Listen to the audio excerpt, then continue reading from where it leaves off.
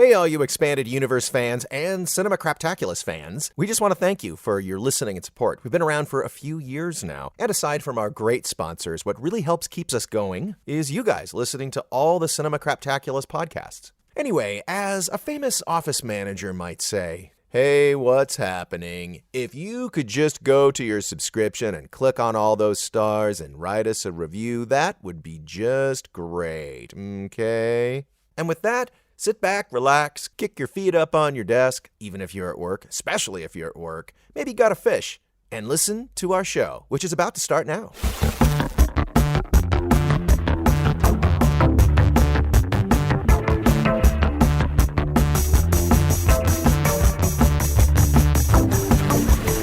Hello, and thank you for joining us for this episode of Cinema Craptaculus Presents the Expanded Universe with your hosts John H. Ford and Mario Doc Diaz. From movies to TV series to toys to comics to pop culture to streaming channels, this show is your safe space for all things geeky and where you can get your geek on.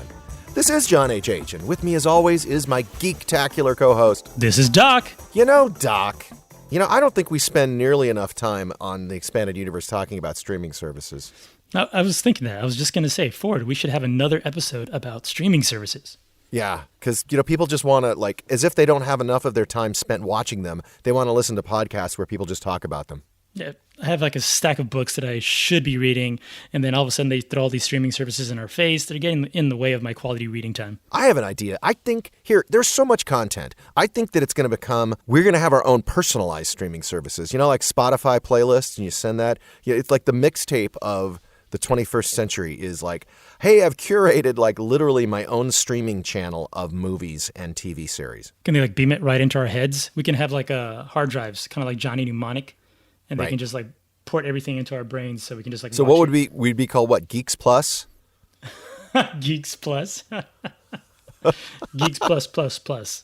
I don't think people would like my playlist. It would be wait a minute. So, hey, Ford, thank you for sending me your own personal streaming service. Why is it all James Bond movies and then Indiana Jones and then Back to the Future and then Hugh Jackman's Oklahoma from 1999? It's all over the place. Just as long as you don't have a playlist that it's movies to off yourself to. Well, in a way, the streaming services try to curate it through your own viewing habits. They do try to mold what you see when you hit their landing page, right? Well, I'm referring to Amazon and Netflix specifically. Yeah, no, of course. Well, they have the different profiles all set up so that they can recommend stuff based on your viewing habits. I know sometimes when my niece gets onto one of my profiles, then all of a sudden I have all her shows showing up in my profile, recommending all these things that I would never ever watch. So. Oh, and then you turn off the MA-14 restriction, and then all of a sudden, why is my niece recommending all these R-rated movies? Oh, shoot. All right, well, we got to think of our listeners here, why the hell we're talking about all this. And I think we got to sound the beat a bit, sound the drum beat, that everybody knows the industry's changing. Everybody knows it because if you work in it, you know it's changing, but even what you're watching and where you watch. But look, it seems like each week there is more movement from the studios to either cut content at the box office and send it to their streaming platforms. And then, of course, the streamers themselves are merging and morphing as film and TV studios get bought out and they have new management and new agendas. And as we've wrapped up the summer movie season and we're heading into, the yawn award season, well, that's not fair. There's Christmas stuff. And what summer movie season? Cool movies. Right. I think we should look at what's going on in the world of what our eyeballs watch on our TV and the big screen. We're going to not talk about social media. We're not talking about TikTok. Obviously, that plays its part. We're talking about movies and series and the battle for streaming supremacy.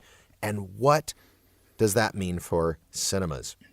That's a lot. Just like you mentioned, things are just changing. It's a constant state of flux. And a lot of the studios, a lot of these companies are trying to figure out what they're going to do, how they're going to move forward. Pretty much every day we see headlines of mergers and changes and new projects being announced. Some projects going to theaters, some going straight to streaming. So it's they're still trying to figure out that sweet spot of how they're going to distribute their content. Well, skipping around here in just sort of our conversation, last week is a really bad week for Cineworld. Now, there's basically only two big movie chain companies left standing. It's AMC and Cineworld. And Cineworld owns Regal Cinemas, which are popular in the Northwest. And actually, Cineworld is or was the world's second largest cinema.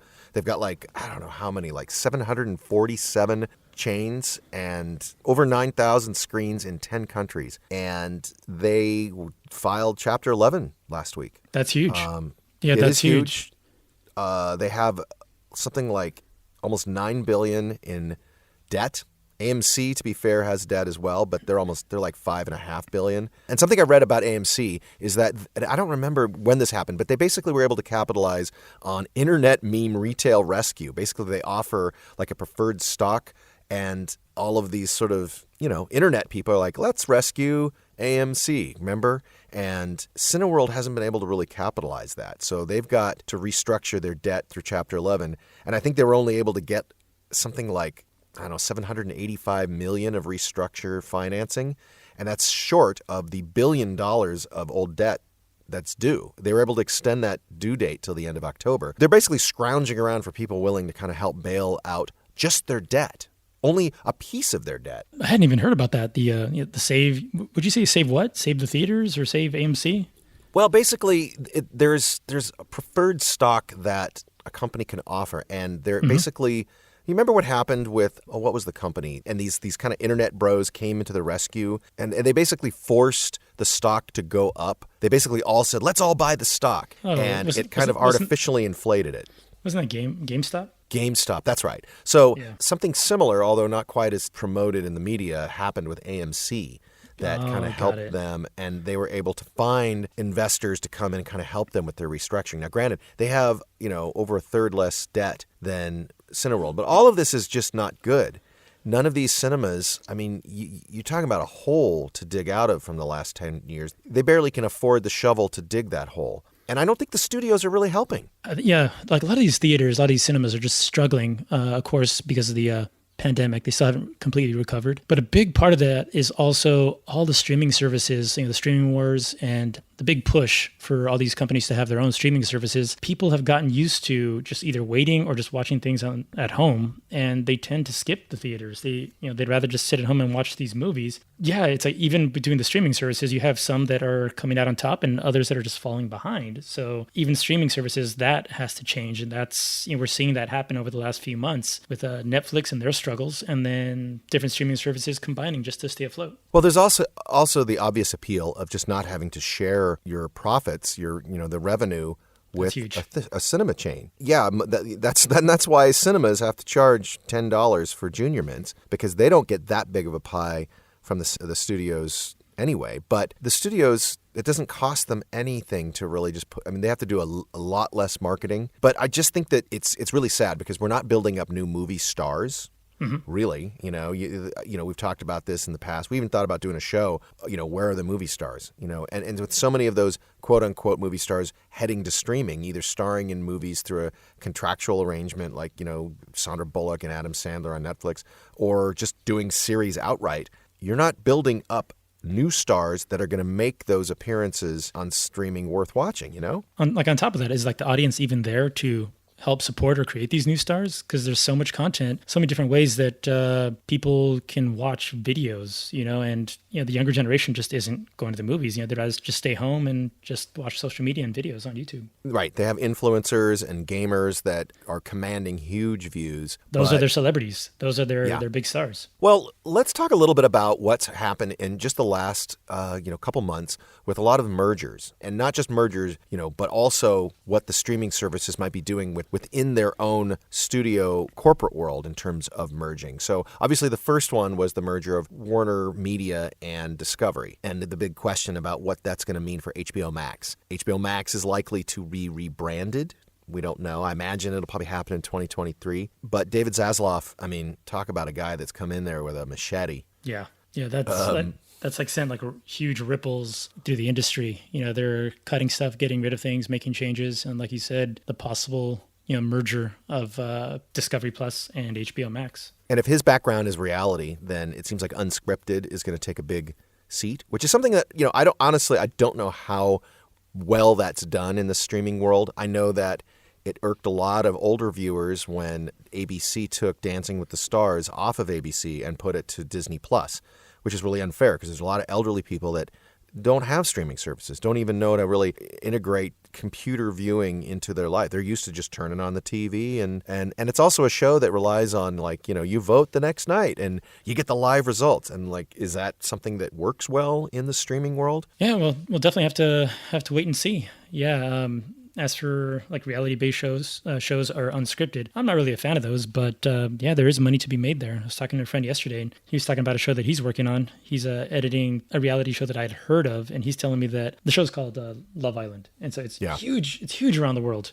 It's huge. Very big. It's very big where I live now. Yes, yeah, it's from the original's from the UK, right? Mm-hmm. And so they have the US version, and I've heard of it, but it's not really a show I would watch.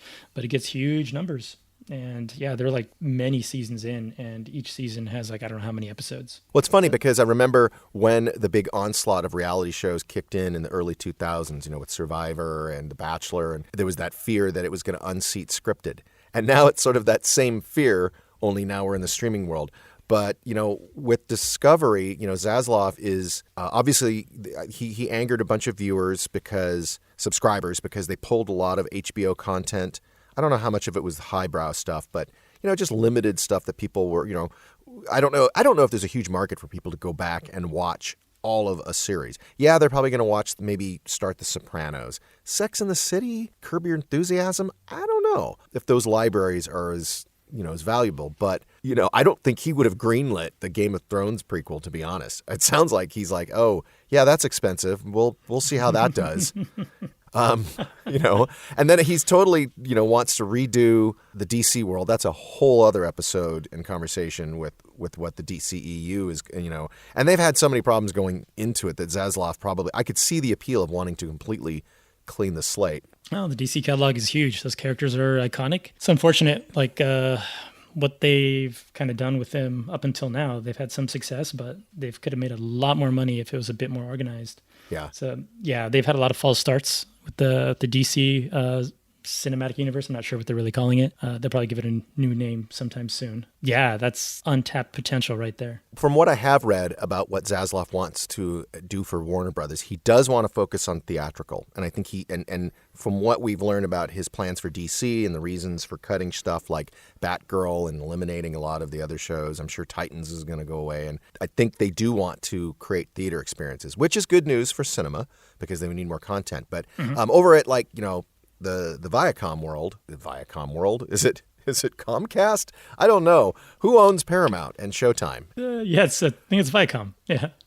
No, Comcast owns Universal and Peacock. Yeah. Right. Yeah. Well, there's talks that Showtime may go away as a streaming service, and it would all that content would go under Paramount Plus. Yeah, that's something else that we've kind of been noticing the last few months. A lot of these streaming services are different business units kind of pairing up or combining. So yeah, like you said, there's been talk about Paramount Plus combining with Showtime. So that'll be one. So not only do you have a Discovery Plus combining with HBO Max, but now you have Paramount Plus combining with Showtime. But it's going even further. You have other streaming services like Disney Plus and Hulu is a possibility, right? It's like they're already bundled, but and of course they're bundled with ESPN. But over here in the UK, if you go to Disney Plus, a lot of the Hulu shows are already there's no Hulu branding. It's just you turn on your Disney Plus, and depending on your parental settings, your rating setting, all of a sudden, oh, Pam and Tommy Lee, oh, Deadpool. Oh, okay. So all the stuff that you're kind of used to seeing on Hulu, even original Hulu shows, are already just part of Disney Plus in the UK and maybe other countries. Then that brings up the question, does that name Hulu, does that name Showtime, does that name HBO, does that mean anything in the current world we live in? As for international, a lot of content showing up, like Hulu content showing up on Disney Plus and the others, that's pretty common because I guess the international market doesn't really keep track of that as much as they do here in the US. Here, it's very much about branding. And if it's Disney, there are certain shows, certain content that cannot or that they wouldn't normally put on Disney Plus. Right. For example, HBO does not have carriage rights in the UK, I think, until 2025. So what they do is they take HBO content like Game of Thrones, House of the Dragon, and other shows, and they'll just sell them independently to like Sky TV, which is sort of the equivalent of cable. But, I just am curious if that brand really makes a difference. So, for a while there, if you had HBO, above your show, whether it was The Sopranos or Game of Thrones, it meant something. Even Showtime, Showtime, and with less young people even having cable, do they care? Does that mean anything as a brand? Well, the whole brand thing, like how much does the branding mean in other countries? Other countries might see, I don't know, HBO on something, and they might be like, what's that? They don't know what it is. Yeah, like little by little, we've seen some of the more restrictive content showing up on Disney Plus, but they have it gated. So I think little by little, they're testing the waters and seeing if they can combine things moving forward. Hey, we'll be right back. Hey, you guys, this is Tara, and boy, oh boy, do I wish I was about to talk to you about some super cool product or like a neat movie coming out, but I'm not, because America. Here at Cinema Craptaculus, we recognize that the medical privacy rights of millions of American women are no longer protected, and that safe and affordable reproductive care will not be accessible to women in every state. Each month, we'll share a podcast or organization that helps highlight and support women's reproductive rights and access to safe health care. And this is John. This month, we'd like to highlight a podcast called Ordinary Equality. Hosts Kate Kelly and Jamia Wilson discuss and ask questions about what resisting bans and seeking care looks like in a world without federal protection for women's reproductive rights, as they explore stories of survival and resistance in a post-Roe world. You can listen to Ordinary Equality on most podcast platforms, including Apple Podcasts and Spotify. And now, back to the show. Well, I argue that Disney matters as a brand, that literally families specifically would look at that. And I think that's a problem in a way, because as they absorb more, particularly the Fox library, Hulu content, and even though they allow parents to adjust the gating in their household based on, the ratings, MA 14, 17, it still kind of muddies the brand. I'm curious, like what Bob Iger would have thought about all of this 10 years ago if he were told, that in addition to your merger, that you would just have all of this R-rated and sort of adult content you've purchased, and your successor is just going to say, yeah, let's just stick it all in one place. Yeah, there's definitely a lot of content from the Fox merger that people want to see. So luckily, Disney does have Hulu. A lot of the content does show up there, but there's also like a lot of original content that's coming out that's had a lot of eyeballs and critical acclaim. It's the movie Prey, which is the Predator movie that did really, really well. People don't really see that as being a Disney movie. And then you have shows like Only Murders in the Building, which deals with murders. And that's also really, really good. Yeah, who knows what they're going to do. Again, they're still trying to figure a lot of this out. They're trying to see where all the pieces are going to land. And don't forget, they have other cable channels that send their content to the streaming. So, for instance, FX sends shows like What We Do in the Shadows to Hulu. Great show. That becomes kind of its own issue. Now, in the past, it was always production companies like, Warner Brothers Studios. Warner Brothers would create Friends, and then they would make money licensing it to NBC. And now, of course, a lot of these companies want to create their own content. And they were doing that before the streaming services. I just think it's interesting because as these mergers happen, and obviously you can't, no customer base is going to want 10 streaming subscriptions. They're going to pull it down. And it becomes sort of a, last man standing. That's really the subject here. But I am curious to see how this is going to affect Netflix, because they don't have, as we've talked about, they don't have the pockets that Amazon and Apple. And, could we see Apple buying Netflix? It's possible, like we've seen Amazon already bought, they acquired MGM. So a lot of the movies from that catalog, including the Bond movies, those are on Amazon. Yeah. And like you said, it's the last man standing. There are some of these streaming services that are combining. They're looking for other forms of revenue, like ad-supported options are a big thing. I know Netflix is looking into that, and that's going to happen soon. Yeah, you have Disney Plus that's also announcing their ad-supported option, but then you've had Hulu that's already been doing that for years. They have an ad-supported option, and then Peacock, which unfortunately is kind of like,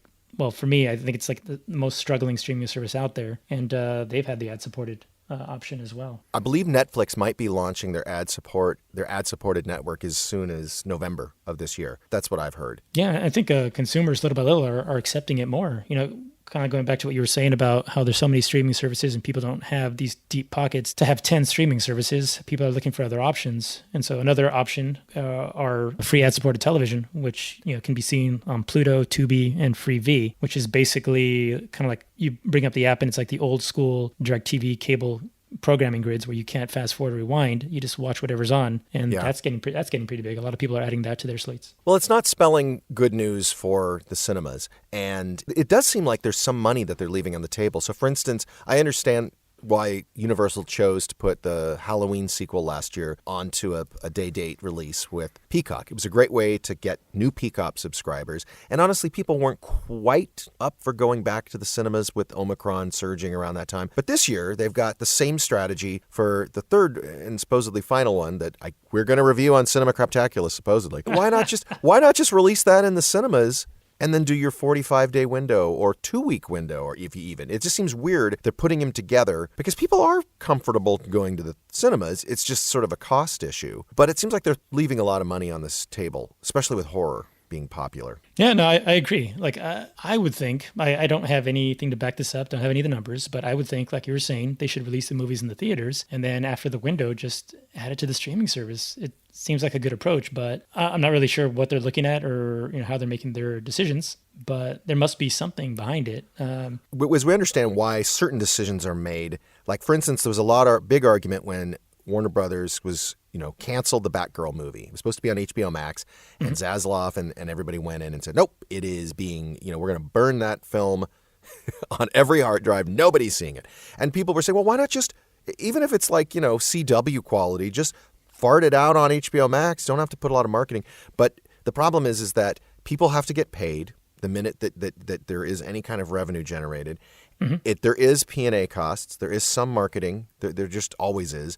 And I think they worked it out so that if they used it as a write-down, they will save $20 million. And the only way the IRS allows you to completely write it off is if you show that it cannot be profited from in any way. So that was the decision for that, and maybe other, studios are taking note. But in the case of Universal with the Halloween movie, it's different because that's a film that they are intending to show in cinemas, they are intending to screen on the streaming, and they're doing it together, and it just doesn't seem like you need to do that. And I'm curious if Disney is going to continue doing that in some measure with their films. It seems like they don't need to, that the 45-day turnaround on the streaming is working enough. Thor didn't make as much money as they hoped, but it just still made money, Yeah, with Universal and Halloween, Peacock is struggling as a streaming service. So I'm thinking that they're trying to get some subscriptions up just to get people to sign up to be able to watch it. They're thinking about themselves and they think about the cinemas,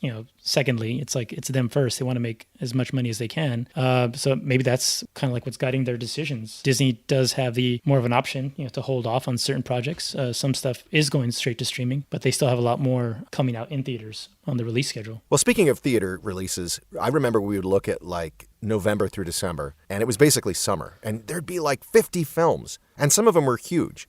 And I get it, a lot of it you're dealing with still the backlog of films that were either put on hold or were, shit canned altogether. And so because of the pandemic and all the economic fallout.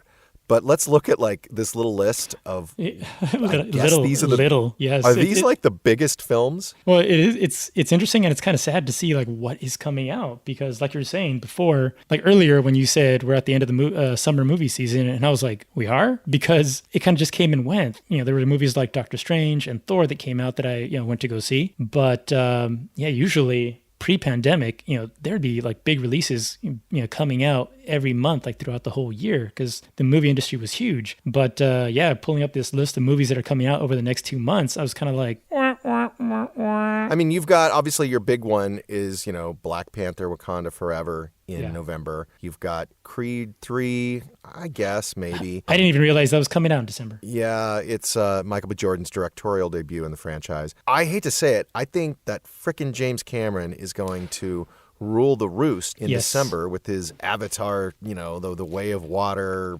closet, whatever. I was going to bring that up because, there are a lot of people online who are kind of like who are asking, do we need another Avatar? It's been so many years. But if you think about it, since there's nothing else, like there's any other competition, people are just going to, I have a feeling people are just going to be going to see Avatar over and over. I mean, it's almost unfair because it may not even be a reflection of the quality of the film, but there's nothing else to do. And let's just say optimistically that we don't see this massive surge of a new variant and people are getting sick right and left, or people are so economically distressed around the world that, they have no money. But he could just benefit simply because nobody's there. He's got no competition. Well, it's a bit of a deja vu. When Titanic came out, also James Cameron, the movie had legs because people have pointed out that for months it didn't have any competition. So it's like... That's not true. It had a Bond movie. Tomorrow never dies. That's okay. And Good Will Hunting. But Well, there were some, but it's like people would just kind of be like, what do you want? Go to the movies and look at the marquee. What do you want to see? Let's go see Titanic. So it might be a similar situation when people are showing up and they're like, what do you want to see? Avatar. Well, the cinema chains would count on that. The rising tide raises all boats. And I think that may not be the case because, look at Top Gun Maverick. Everybody just went to see Top Gun Maverick. And they went and saw Thor and they saw the Jurassic Park, but it kind of like sucked all the oxygen out of the room. You've got some smaller films, like... real quick, you mentioned Top Gun Maverick. I was going to say that was kind of like Tom Cruise was kind of saving the day for these theaters because it's hit number one like 3 times already. It'll be number one, makes a bunch of money. Other movies come out, people lose interest in those, and they go back to see Top Gun Maverick. I still haven't seen it, but I'll see it eventually. He gets to save the box off again because there's not that many releases in 2023.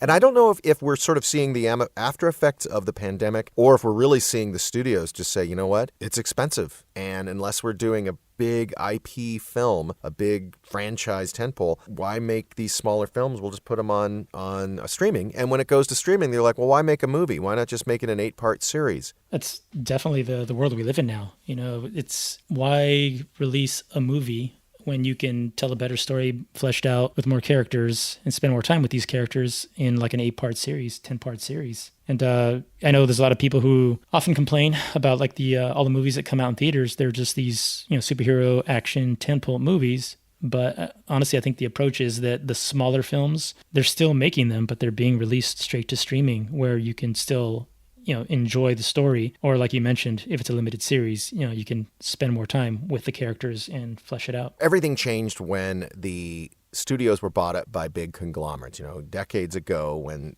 it became less of the studios running their own show. And all of a sudden they're bought by a larger fish, whether it's Seagram's or GE, General Electric, whatever. And all of a sudden they have these corporate overlords that have stockholders that they are beholden to. That changed everything in a way. But I think our biggest issue is just getting young people into that mode of watching a 2-hour movie, committing to leaving the house. And, it's a lot of money. So we've talked about this. I don't know where the answer lies because nobody wants to pay $17 to sit at a movie chain theater that is low on staff, that is on the razor's margin of survival, and then drop another $10 on concessions when they've got a nice, 55-inch TV at home and they can watch Cobra Kai. Well, yeah, and you mentioned the future generation. Are they going to go back to theater, or are they going to start going to theaters? Are they going to go back to theaters? It's just not something they do. And I don't think theaters are going to go away, but there's definitely going to be fewer of them. They're not going to have these megaplexes anymore. Well, maybe they combine that issue with solving housing issues for the homeless, basically turn them into big communities. I don't know what the answer is. I think, these executives that we like to lambast for some of their cost-cutting measures, I think they are just operating by the seat of their pants as much as any other business that has during the pandemic, but more so because of an industry that's changed, that has veered more towards short-form content. And when I mean short-form, I mean, how long's a TikTok, Doc? Because I know you're on it. How long's the average TikTok? Honestly, I don't know the answer to that. Originally, they were like they were like shorter clips, but over time they've gotten longer. So I've lost track of how long they can actually be. It's probably even too long for the average attention span. We can just hope that our little love of cinema combined with our love of streaming series keeps the industry operating on some level, no matter who's in charge and who merges. Well, there are definitely movies that are coming out that I will go see in theaters. Like what are you going to go see, Doc? What do you want people to go see, and what are you excited to see? Because those might not be the same things. You've got 30 seconds. Yeah, well, I don't necessarily go to the movies as much as I used to, but I'll go see Black Panther, Wakanda Forever. Avatar, I might go to see it. I'm not really sure yet. I'm kind of on the fence about it, but I'm hearing good things about the special effects. But yeah, movie-wise, that's pretty much it. A lot of my time is spent streaming, watching shows. I turn on Hulu, turn on HBO Max, just to watch shows. Yeah, I'd like to see Babylon. I think that's obviously kind of got a big name cast. Period setting, but yeah, there are a few of those movies that earlier, before we started recording, we were talking about was it Death on the Nile? So there's movies that have that kind of feel to them that are coming out, and for those, I'll head over to the Alamo Draft House or something like that just to take those in. Looking forward to that. Yeah, who knows what the theater's going to do. Well, on that note, I think maybe we should let everybody digest all of this, because this was a lot to discuss in the short time.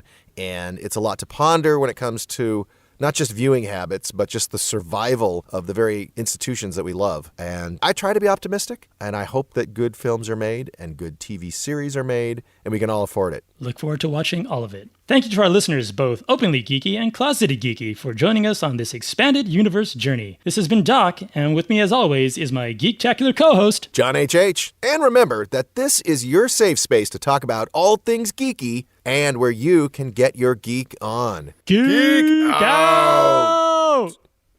Oh, I really, really want to be excited for Avatar.